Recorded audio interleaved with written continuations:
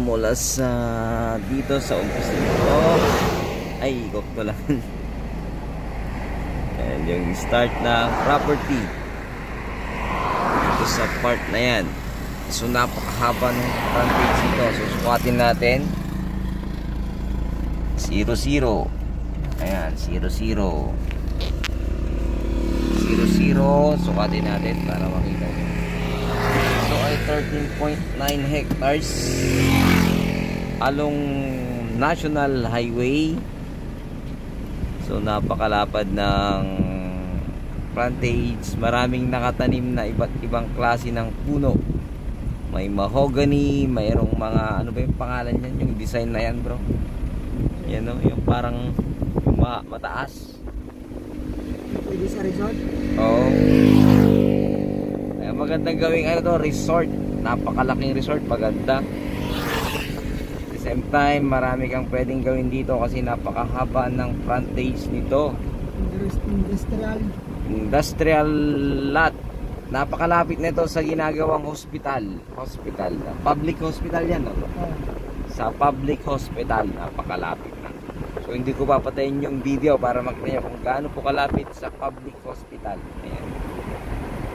So yung frontage, pasensya na kayo dahil hindi na natin binabaan.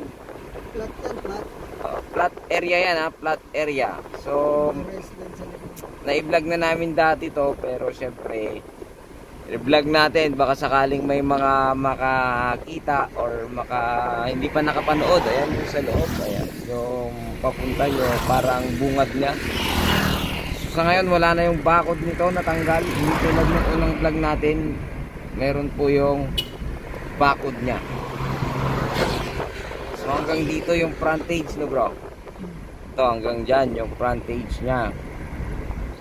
So 13.9 hectares ito. Ayan. So pakaluwang yung frontage, 500 mahigit. Ayan.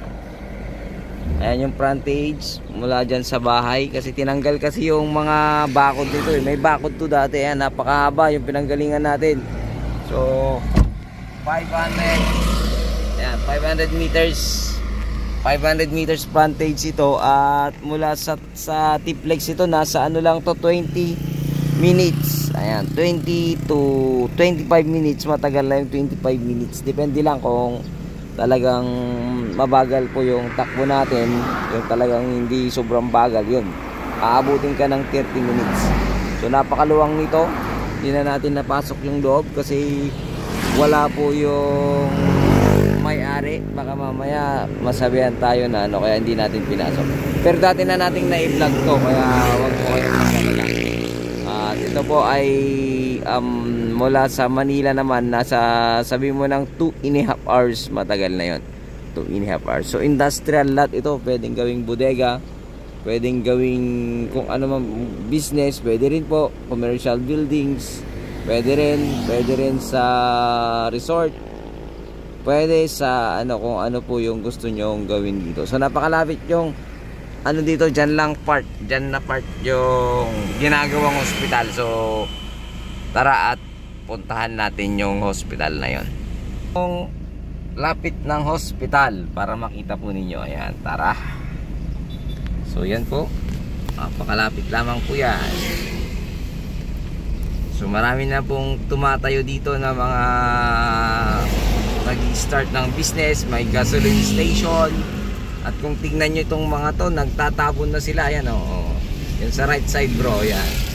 Nagtatabon na, bakit? Mga negosyo yan, magtatayo ng negosyo. Sigurado yan. Kasi dito sa tapat nung ginagawang hospital, may nag-start na rin, nagtabon yung property niya. Para, alam ko, gagawa ito ng mga, ano to, business, mga kainan, gano'n. Itong part na to, sigurado yan, gagawa yan ng kainan. So ito yung hospital, ayan, ginagawang hospital. Ayan, pinapagawa po ng aming gobernador, Governor Guico. Ayan, pinapagawang hospital yan. So makikita nyo, ayan yung ginagawang hospital. So ayun, ito ang inyong lingkod, Agent Joel. God bless you all.